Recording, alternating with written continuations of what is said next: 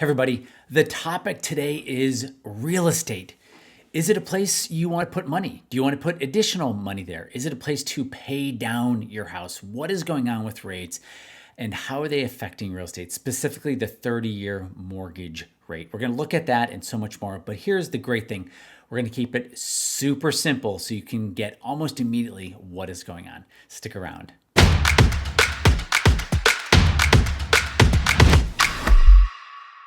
Hey everybody, RC Peck here, and let's talk real estate. So I'm going to jump over to the price charts.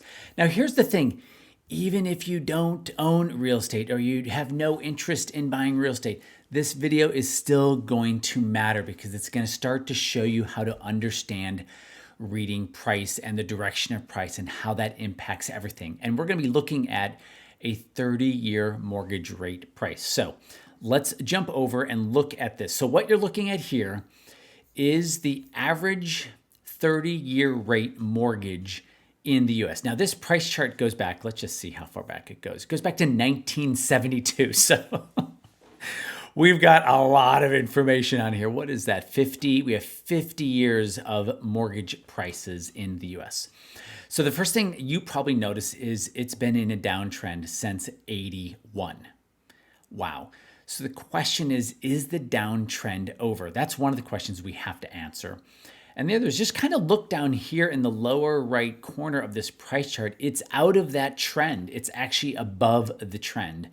And so we're going to zoom in a minute. But the questions you want to be asking is this downward trend over? Did we see the lowest 30-year mortgage rates ever at the beginning of 2021? And the answer is we may have.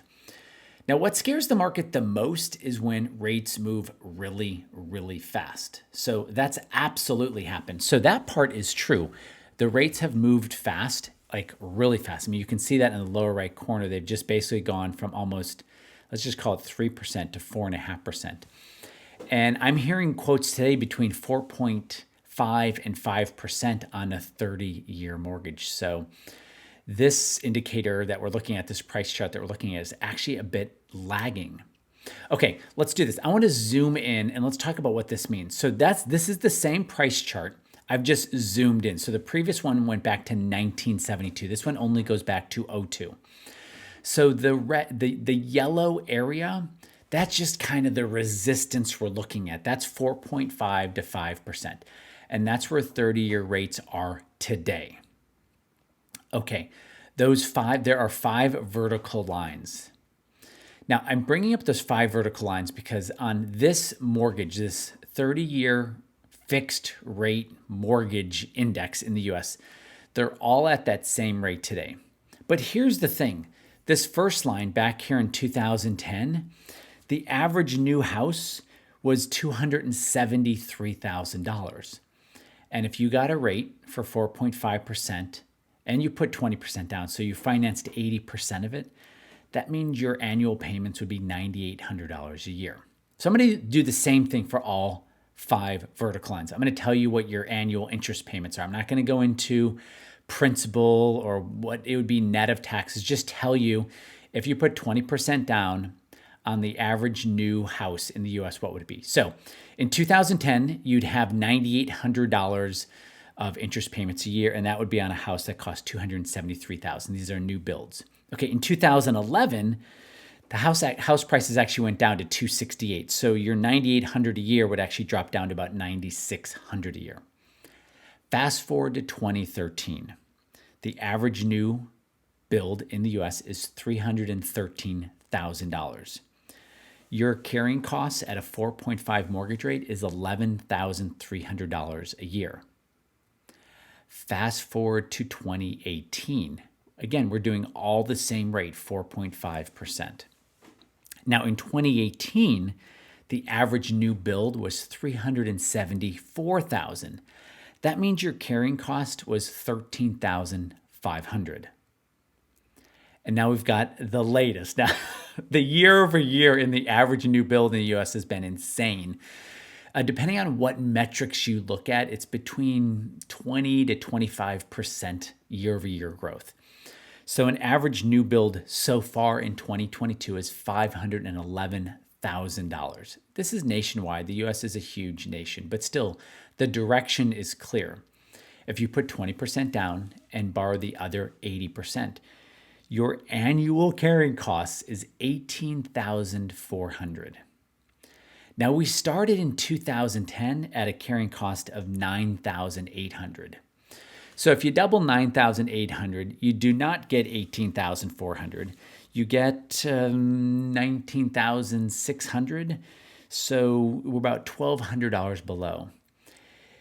Your carrying costs are up about 90%. Right? That same house, that same new build. Now, what I'm not going into is how many more square feet is that new build in 2022 than 2010. There's lots of nuances. I can almost guarantee you that new build is probably bigger, right? Because that's what people like, bigger houses. So, I'm just kind of showing you directionally what to think about. Directionally, this is the headwind for real estate, right? The rates are the same from 2018 and 2013 and 2011 and 2010. But now, depending on which one of those vertical lines you look at, rates are up, housing prices are up a lot, and carrying costs are up 20, 40, 60, 80, 95%. So the question is, what is going to happen? Now, the answer is we don't really know, because one thing that could happen is people go, oh, you know what? I'm not going to sell right now because I don't want to buy something new with rates like this. And that's going to bring supply down. Well, if supply goes down and it's the same amount of demand, then people are going to have to be willing to pay more. So there's a lot of nuanceness that we have to really take into consideration with real estate. It's not just the 30-year fixed, fully amortized, but man, that has moved fast. And I even think this chart is a little bit behind, because I'm actually hearing rates of 5% now. Obviously, your FICO score matters. So let's pull it together and let's kind of talk about what this means. Okay, hold on. I almost hit stop recording, which I don't want to do.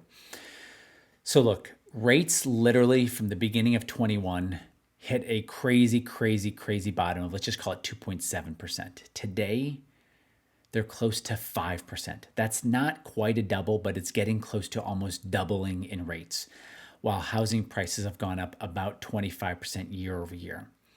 We don't know how this is going to affect the market. Now, you might say, oh my God, real estate's going to crash, real estate's going to crash. Not so, because again, if supply goes down, then people are going to hold on to their houses and there'll be fewer houses for sale. Or if borrowing costs go up, there'll be less builders borrowing money. So there'll be less houses on the market. So a lot of it also has to do with how many houses are on the market in your town, in the town you want to live. But what we do know for sure is there's a lot of headwind coming into real estate. We absolutely know that bonds are falling. And let me just quickly show a bond chart. And let's go with MBB, which are mortgage-backed securities, which has to do with real estate. Look at that chart. That is a crashing chart. This is MBB. These are mortgage-backed securities. And just look here. This is what's really interesting. That's COVID. That's pre-COVID high, which it's very far below. And this is pre-COVID bottoming. So you have mortgage-backed securities below the low of the COVID crash. That is not a good scene. And what I just realized is I'm showing a price chart just to myself. Let me just quickly show you what I'm looking at and what I thought I was showing you. Here's mortgage-backed securities. And here is right there. That's the pre-COVID high for mortgage-backed securities. Here's the COVID low. It's below both. Mortgage-backed securities, they are crashing.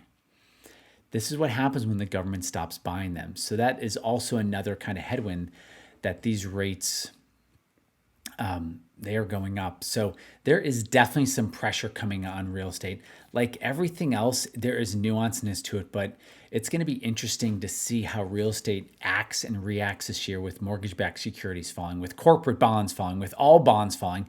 Treasury and inflation-protected treasuries are kind of holding up.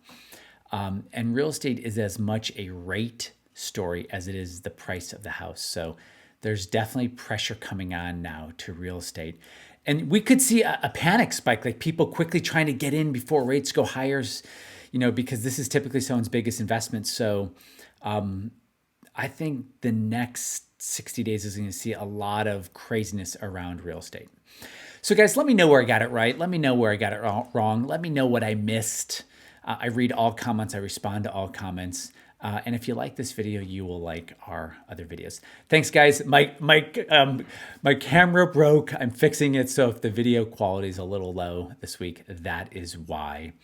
And let me know what's on your mind. And if you like this video, you're going to love our other videos. Thanks for being in my world, and I will see you on the next video. Okay, bye.